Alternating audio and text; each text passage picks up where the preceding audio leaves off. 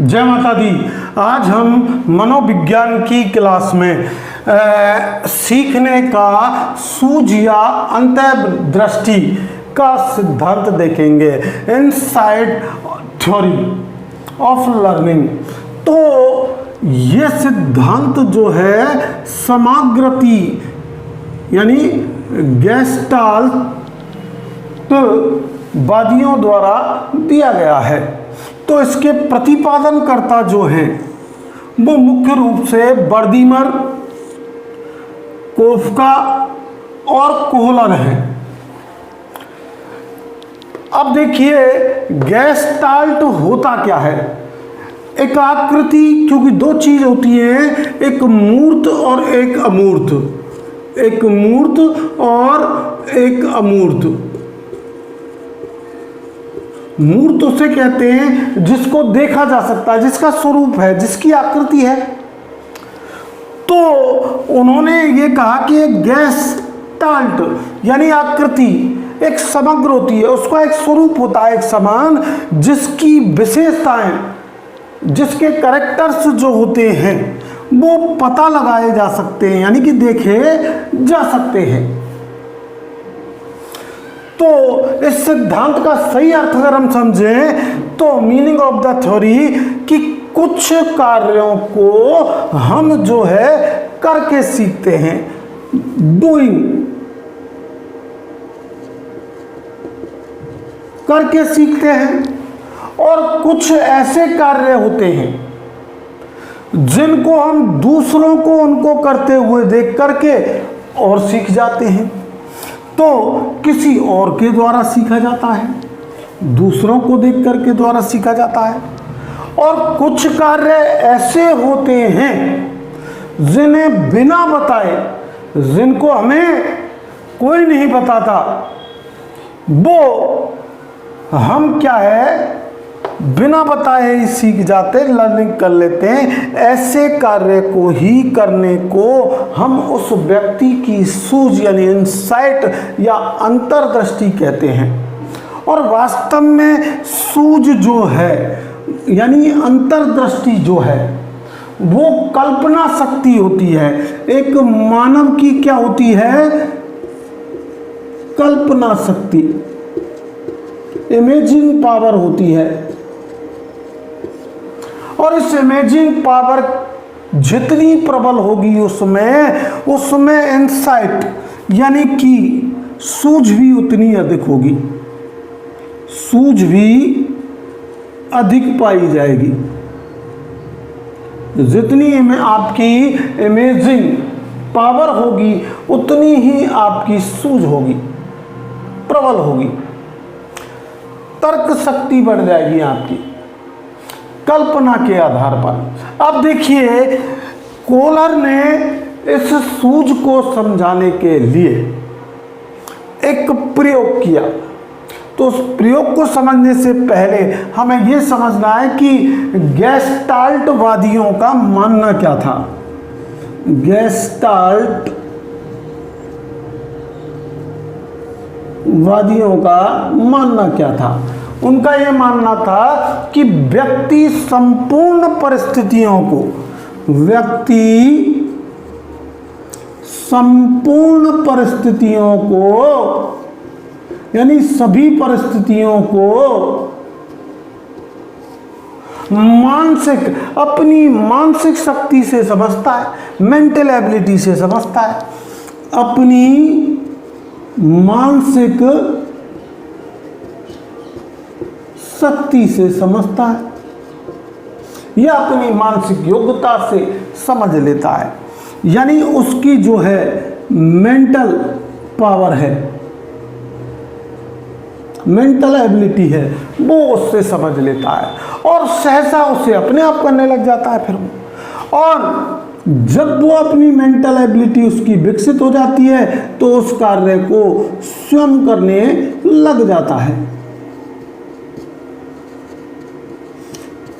इस बात को गेस्टाल्ट वादियों ने समझाने के लिए कोहलर ने जो है अपना एक प्रयोग किया।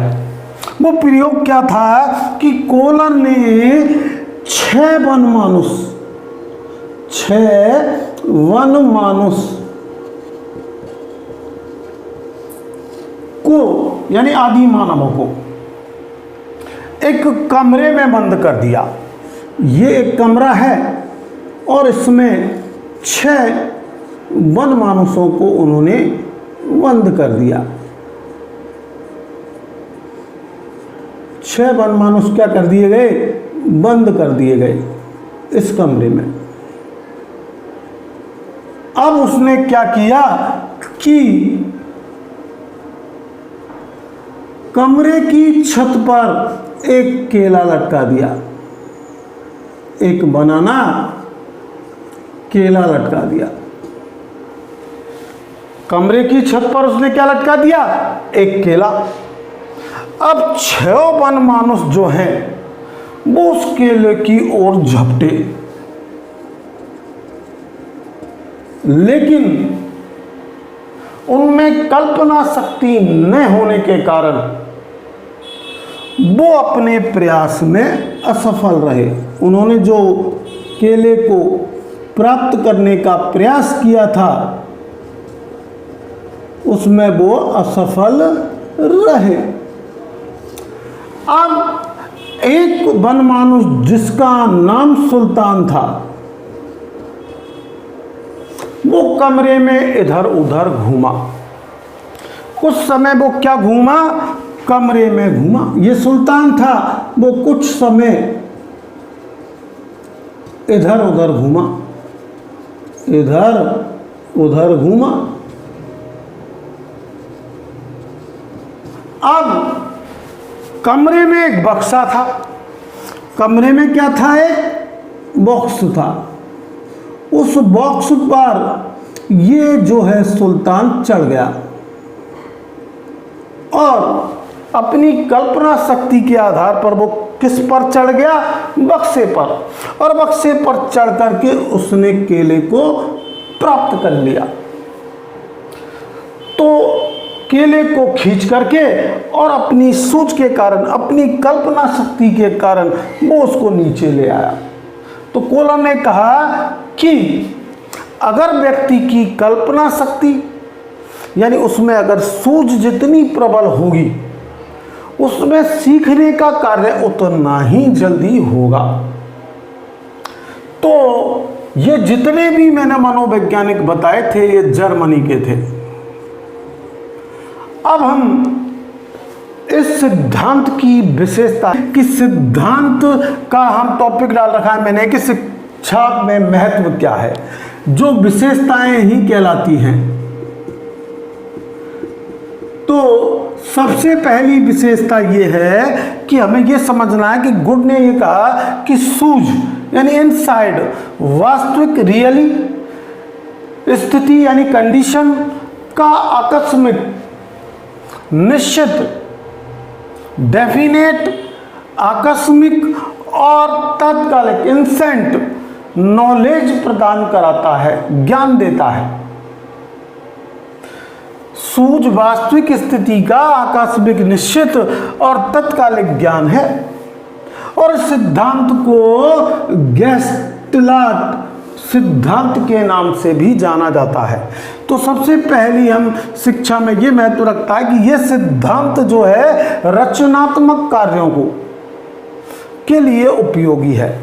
अब रचनात्मक कार्य ऐसे हैं जैसे इंजीनियरिंग है, आपके फिलॉसफी है और हमारे जो है मैथमेटिकल्स है, ड्राइंग है। तो इस तरीके के रचनात्मक कार्यों के लिए, संगीत है, कला है, इस कार्यों के लिए ये सिद्धांत बहुत ही उपयोगी है। दूसरा, बालकों की बुद्धि यानी उनकी जो है इंटेलिजेंसी और कल्पना और इमेजिंग और तर्क शक्ति यानी लॉजिक पावर का भी विकास करता है ये सिद्धांत। तीसरा, गणित, इंजीनियरिंग, राजनीतिक और दार्शनिक जैसे कठिन विषयों के लिए ये अत्यंत उपयोगी है, क्योंकि बिना सूझ के एक अच्छा राजनेता बना नहीं जा सकता, एक अच्छा फिलोसोफर यानी दार्शनिक नहीं बना जा सकता और बिना सूझ के जो है कोई सवाल को कि अन्य तरीके से भी हल नहीं किया जा सकता, नई खोज प्राप्त नहीं की जा सकती।